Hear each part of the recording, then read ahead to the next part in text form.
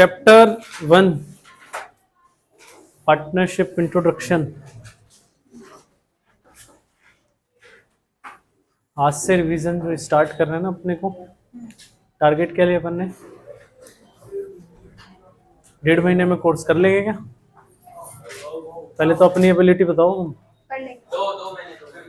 2 महीने 1.5 महीने में कर लेंगे। देखो 1.5 महीने में कोर्स खत्म करने का मतलब है कि तुम लोगों ने अभी तक जितनी मेहनत रेगुलर बेसिस पे की है ना, उससे 10 गुना ज्यादा मेहनत चाहिए होगी, ये ध्यान रख लेना।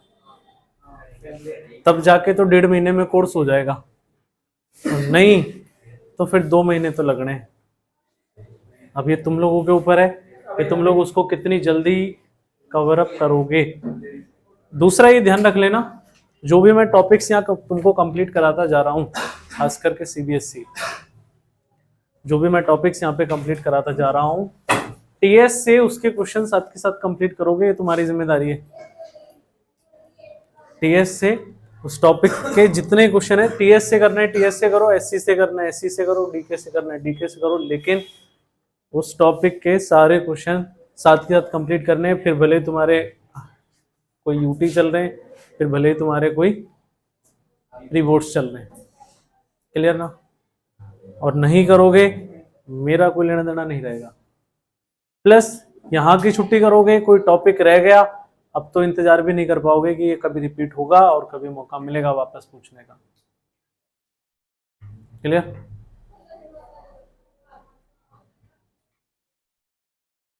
ठीक है, स्टार्ट करें। सबसे पहला जो बेसिक चैप्टर है अपना, क्या? Partnership basic concepts.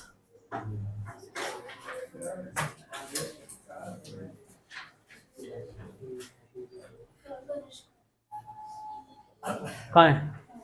भाड़ में जान दो। हाँ तो क्या करूं, मैंने कल ही बोल दिया था, मैं वेट नहीं करूंगा किसी के लिए।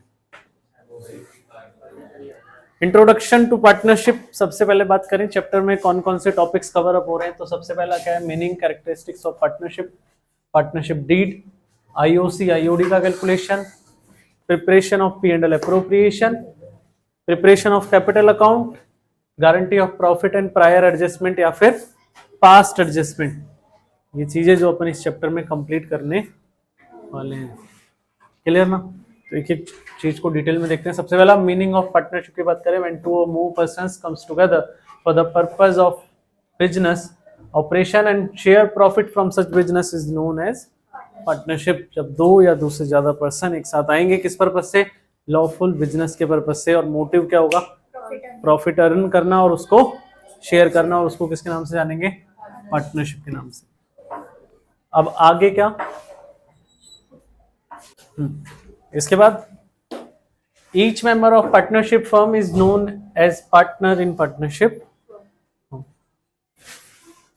कि हर मेंबर किसके नाम से जाना जाएगा फर्म में? पार्टनर के नाम से। और सबको कलेक्टिवली किस नाम से जाना जाएगा? पार्टनरशिप फर्म के नेम से। क्लियर है इतना? इसके बाद नीड ऑफ पार्टनरशिप, क्या जरूरत पड़ी, इतना इंपॉर्टेंट नहीं है, बस समझ लो। Partnership is form due to limitation of sole proprietorship like less capital, limited management, loss in absence of owner. ये कुछ कमियां थी जो सोल प्रोप्राइटरशिप में थी, इनको दूर करने के लिए क्या फॉर्म हुई? पार्टनरशिप। फिर इसके बाद बात करें फीचर कैरेक्टरिस्टिक्स, तो कुछ चीजें तो डेफिनेशन से मिल रही थी, जिसमें पहला था 2 और मोर पर्सन्स। कम से कम कितने? 2 और ज्यादा से ज्यादा 50। ऐसा कहाँ लिख के दिया हुआ है? हाँ, भूल मत जाना, ऐसा लिख के दिया हुआ है कंपनीज एक्ट 2013, पार्टनरशिप एक्ट में नहीं लिख के दिया हुआ। बच्चे यही गलती करते हैं। क्लियर ना? एग्रीमेंट होना चाहिए।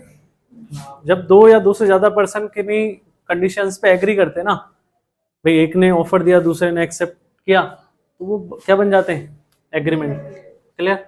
ध्यान रहे, डीड नहीं है, क्या है? एग्रीमेंट। रिटर्न नहीं, सिर्फ एग्रीमेंट। अब एग्रीमेंट 2 तरीके से हो सकता है, ओरल और रिटर्न। और रिटर्न एग्रीमेंट को किसके नाम से जानेंगे? एग्रीमेंट ओरल बनाना चाहिए, मतलब ओरल से काम चल जाएगा, कि रिटर्न बनाना चाहिए? रिटर्न बनाना चाहिए। भाई काम तो ओरल से भी चल जाएगा, लेकिन बनाना रिटर्न चाहिए, क्यों? क्योंकि कल को अगर कोई डिस्प्यूट होंगे, कोई परेशानियां होंगी, तो वो एज ए प्रूफ कंसिडर किए जाएंगे। क्लियर है? इसके बाद next, existence of lawful business and profit motive. Lawful business होना चाहिए सब, ऐसा बिजनेस जिसको करने की परमिशन लॉ हमको प्रोवाइड करता है, ऐसा बिजनेस जिसको करने की परमिशन लॉ प्रोवाइड करे, वो कौन सा बिजनेस है? लॉफुल। 2% ए और बी बोले हम क्या करेंगे, ड्रग्स की सप्लाई करेंगे और प्रॉफिट अर्न करेंगे। पॉसिबल है? क्यों नहीं है? पॉसिबल तो नहीं है। क्यों नहीं है? क्योंकि लॉफुल नहीं है भाई, लॉ ने मना किया हुआ इसके लिए, नहीं कर सकते तो नहीं करना। क्लियर? हालांकि मोटिव प्रॉफिट शेयर है, लेकिन ऑब्जेक्ट क्या हो गया? Unlawful. Next, sharing of profit. Profits की क्या होनी चाहिए? शेयरिंग। ऐसा नहीं कि एक अकेला पूरा प्रॉफिट लेकर जा रहा है और उसमें से बस कुछ हिस्सा, एक फिक्स हिस्सा निकाल के किसी और को दे रहे, वो नहीं होना चाहिए। इसके बाद next, relationship of principal and agent, जिसको म्यूचुअल एजेंसी भी बोल रहे हैं यहाँ पे, यानी कि सारे पार्टनर एक दूसरे के प्रिंसिपल भी है और सारे पार्टनर एक दूसरे के किसी एक के किए गए काम के लिए दूसरे को पकड़ सकते हैं। क्लियर ना? Next, business carried on by all or any of them acting for all. या तो बिजनेस सब मिलके चलाएंगे, या तो बिजनेस सब चलाएंगे, या फिर सबके बिहाफ पर एक चलाएगा, सबकी परमिशन के साथ में। क्लियर? तो ये कुछ फीचर्स थे। इसके बाद बात करें टाइप्स ऑफ पार्टनरशिप की। ये इतना इंपॉर्टेंट नहीं है, बस समझ लो। लिमिटेड एंड अनलिमिटेड पार्टनरशिप, पहले ये कॉन्सेप्ट हुआ करता था, अब लिमिटेड का कॉन्सेप्ट अलग हटा के उसको LLP बना दिया, लिमिटेड लाइबिलिटी पार्टनरशिप। और अब जो पार्टनरशिप होती है वो सारी कौन सी होती है? Limited. Second, partnership at will and particular partnership. Will मतलब इच्छा से चल रहे हैं, जब मन होगा तब खत्म कर देंगे। और पर्टिकुलर पार्टनरशिप मतलब एक पर्टिकुलर चीज के लिए या पर्टिकुलर टाइम पीरियड के लिए हमने बनाया था, वो जैसे ही पूरा होगा वो पार्टनरशिप क्या हो जाएगी? Fixed term and non fixed term. Time period की बात हो रही है। अगर टाइम फिक्स कर दिया कि जैसे मान लो 10 साल के लिए हम पार्टनरशिप में रहेंगे, तो वो फिक्स टर्म के लिए हो गई। और अगर टाइम फिक्स नहीं किया तो वो क्या हो गई? Non fix term. इसके बाद लीगल और इलीगल, वो समझ ही गए होंगे नाम से। अगर ऑब्जेक्ट लॉफुल है तो लीगल और अनलॉफुल है तो इलीगल।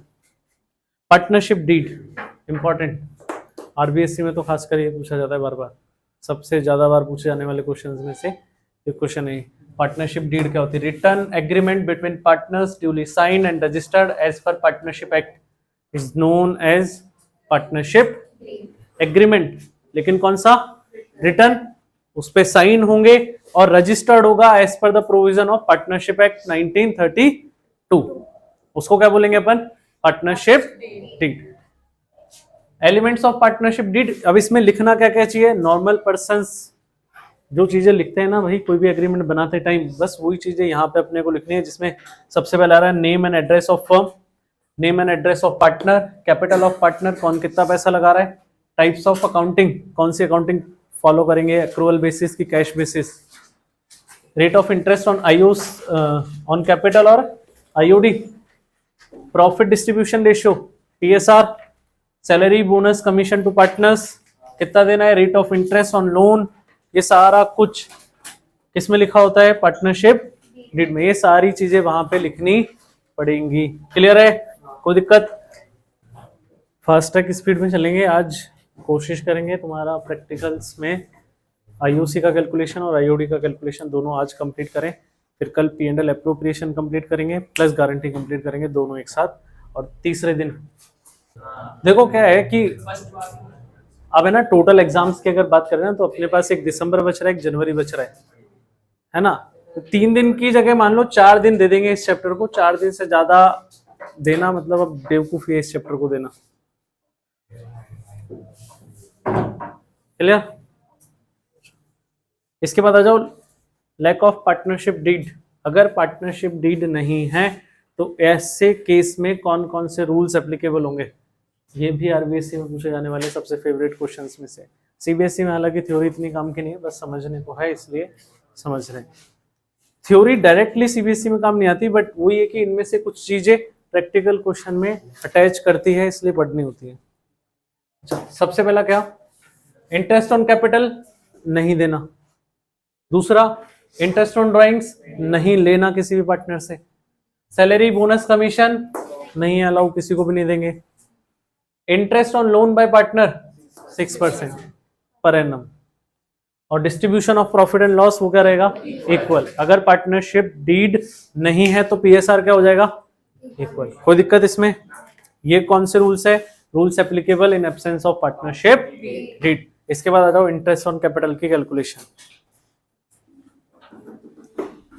अगर पूरे साल में कैपिटल में कोई भी चेंजेस नहीं है तो आईओसी कैलकुलेट करने के लिए फॉर्मूला क्या रहेगा, capital into rate upon 100। Simple सा काम करना है।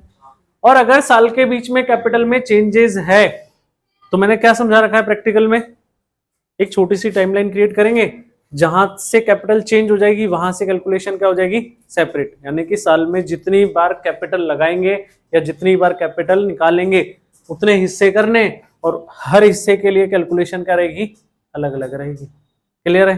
कोई दिक्कत? ये जो अभी पढ़ा है इसको फटाफट रीड आउट करो, फिर प्रैक्टिकल की तरफ चल रहे हैं। वो टीएस के है नहीं ना क्वेश्चन, इधर इधर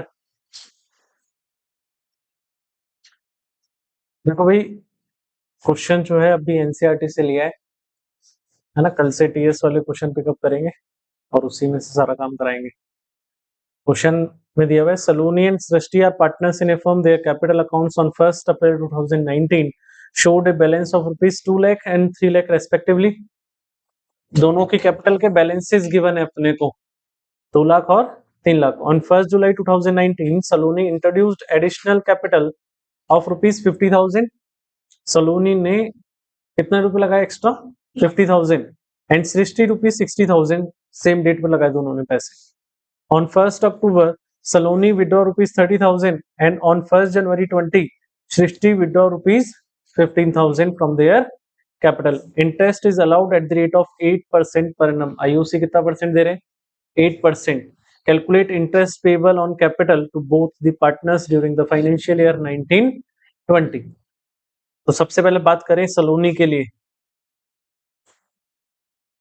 तो मैंने क्या बता रखा है, सबसे पहले एक छोटी सी टाइमलाइन बनाओगे। जो हमारा ईयर स्टार्ट होगा 1 अप्रैल से और एंड होगा 31 मार्च नेक्स्ट ईयर के। अब जब ईयर स्टार्ट हुआ तो सलोनी की कैपिटल कितनी है ओपनिंग, 2 लाख। फिर डेट आगे बढ़ी और जैसे ही 1 जुलाई आएगा, 1 जुलाई को सलोनी ने इंट्रोड्यूस किया एडिशनल कैपिटल ऑफ रुपीज 50,000। तो इसकी कैपिटल पहले थी 2 लाख और अभी कितनी हो गई है, 250। क्लियर? फिर आगे जब चलेंगे तो आगे हुआ 1 अक्टूबर को सलोनी ने विड्रॉ कर लिए 30,000। तो आगे जैसे ही डेट आएगी 1 अक्टूबर तो सलोनी ने 30,000 विड्रॉ कर लिए, तो अब उसकी रिमेनिंग कैपिटल कितनी बच जाएगी, 2,20,000। ये कैलकुलेशन करते हुए चलना है अपने। इसके बाद उसकी कैपिटल में कहीं चेंज नहीं हुआ ना, ईयर एंड तक कोई चेंज नहीं है। ये अपन ने इसके क्या कर लिए, पार्ट कर लिए छोटे छोटे। अब हर पार्ट के लिए अलग कैलकुलेशन होगी, 1 2 एंड 3, 3 पार्ट है, तीनों पार्ट की कैलकुलेशन अलग अलग। ईयर एंड पे कुछ ही नहीं, चेंज नहीं हुई ना कैपिटल, अब उसको एज इट इज रखना। अब क्या करना है, इंटरेस्ट ऑन कैपिटल निकालना है 1 अप्रैल टू 1 जुलाई। 1 अप्रैल टू 1 जुलाई की कैलकुलेशन करेंगे तो यहाँ कैपिटल कितनी है, 2 लाख। भाई आईओसी का फॉर्मूला क्या रहेगा, capital into rate upon rate multiply by month upon 12। ये बता रखा है कब के लिए, जब कैपिटल चेंज होती रहेगी। तो कैपिटल कितनी हो गई, 2 लाख, मल्टीप्लाई बाय रेट कितना बोला है, 8%। और कितने मंथ्स के लिए, 1 अप्रैल से 1 जुलाई। तो अप्रैल, मई और जून। जुलाई को कंसिडर नहीं करना, तो कितने मंथ्स आएंगे, 3। तो 3/12। इसको सॉल्व करोगे कितना आएगा ये, 4,000। इसके बाद सेकेंड कैलकुलेशन होगी 1 जुलाई से लेकर 1 जुलाई टू 1 अक्टूबर। भाई जहां जहां तक चेंज हुआ ना वहां वहां तक का कंसिडर करना है। अब यहाँ कैपिटल कितनी थी, 250। इसका कितना परसेंट, वही 8%, और कितने मंथ्स के लिए, 1 जुलाई से 1 अक्टूबर, वही 3 मंथ्स, तो 3/12। इसको सॉल्व करोगे कितना आ जाएगा, ये 5000। इसके बाद लास्ट कैलकुलेशन होगी 1 अक्टूबर से लेकर 31 मार्च, कितना हो जाएगा, यहाँ capital fee 220 multiply by 8/100 multiply by 6/12। यहाँ कैलकुलेशन होगी कितनी, 6/12 से, क्योंकि अक्टूबर से मार्च तक का मंथ काउंट करके चलना है। बोलो कितना आएगा, 8800।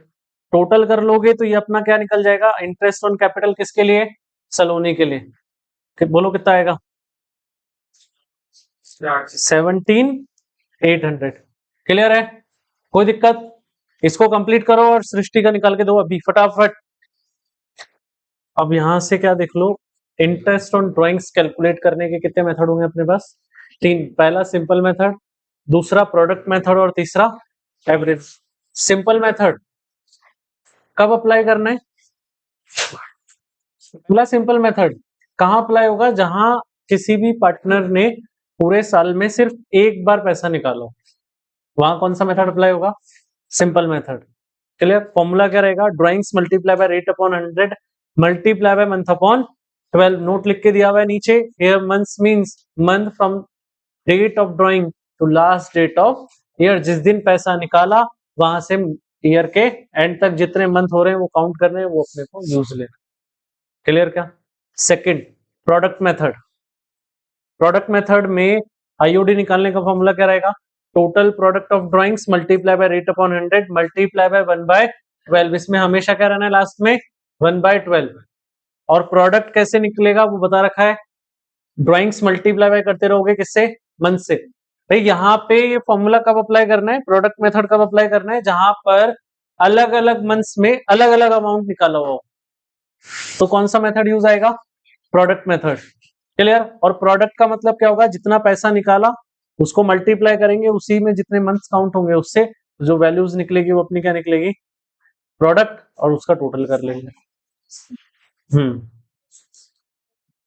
बस वही। इसके बाद लास्ट एवरेज मेथड, और सबसे ज्यादा बार पूछे जाने वाला मेथड। फॉर्मूला क्या रहेगा, इंटरेस्ट ऑन ड्राइंग्स का total drawings multiply by rate upon 100 multiply by average period upon 12। और एवरेज पीरियड कैसे निकलेगा उसके लिए क्या बता रखा है,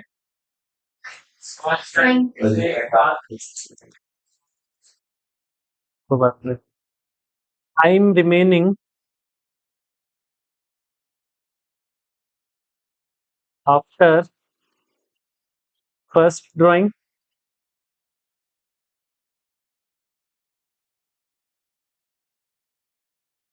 टाइम रिमेनिंग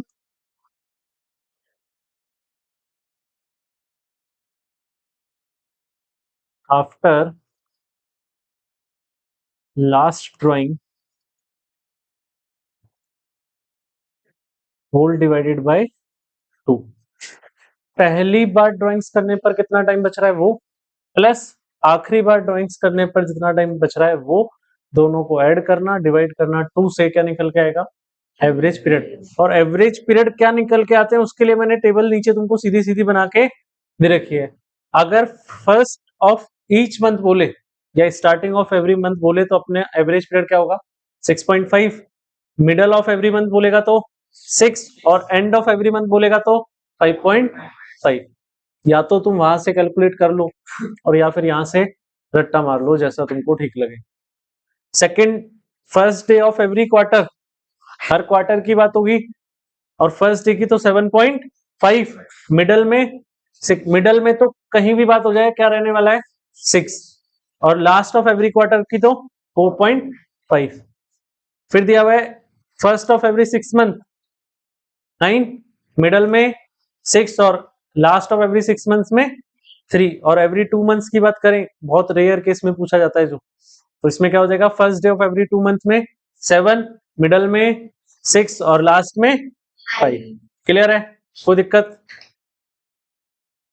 एक क्वेश्चन है डीके का जिसमें अपने को कुछ वैल्यूज गिवन है। सबसे पहला तो कि किसी पार्टनर ने ड्राइंग्स की और कब कब की, उसके लिए इंफॉर्मेशन है 1 जून 2023 को उसने ड्राइंग्स की है 20,000 की। फिर सेकंड डेट है 31 अगस्त, इस दिन उसने ड्राइंग्स की है 10,000 की। फिर थर्ड है अपने पास 31 अक्टूबर, इस दिन उसने ड्राइंग्स की है 18,000 की। एंड फोर्थ है अपने पास 1 फेब, और यहाँ उसने ड्राइंग्स की है 12,000 की।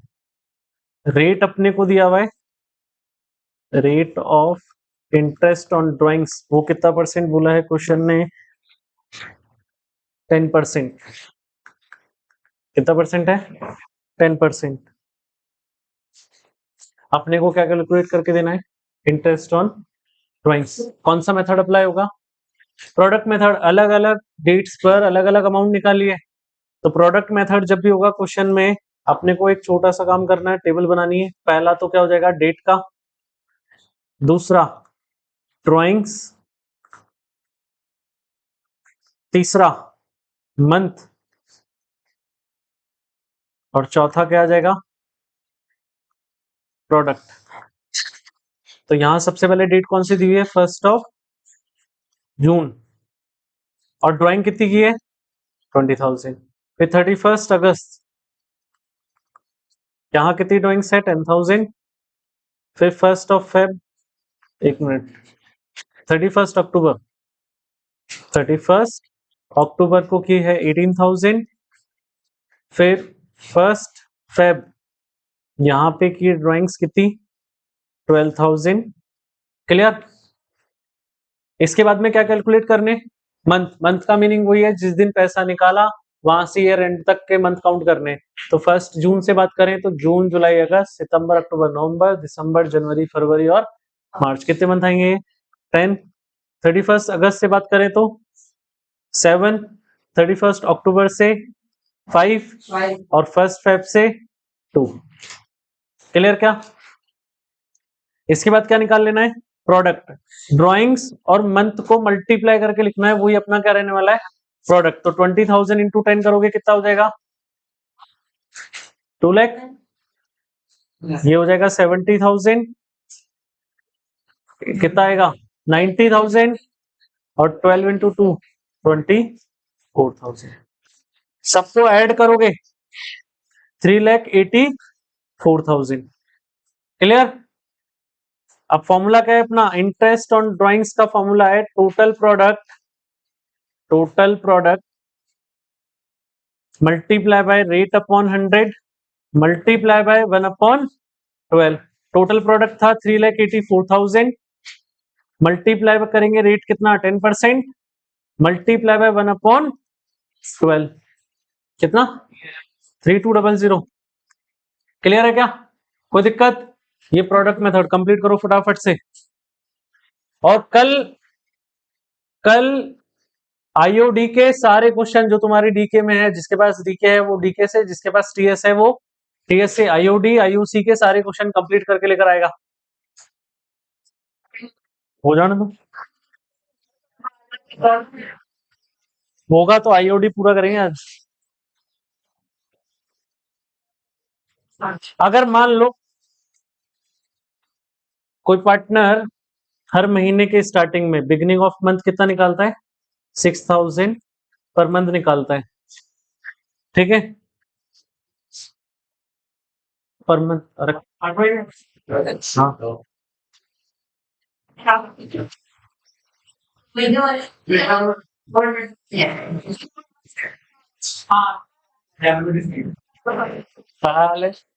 तुम्हारा है ना दिमाग ही खराब रहता है।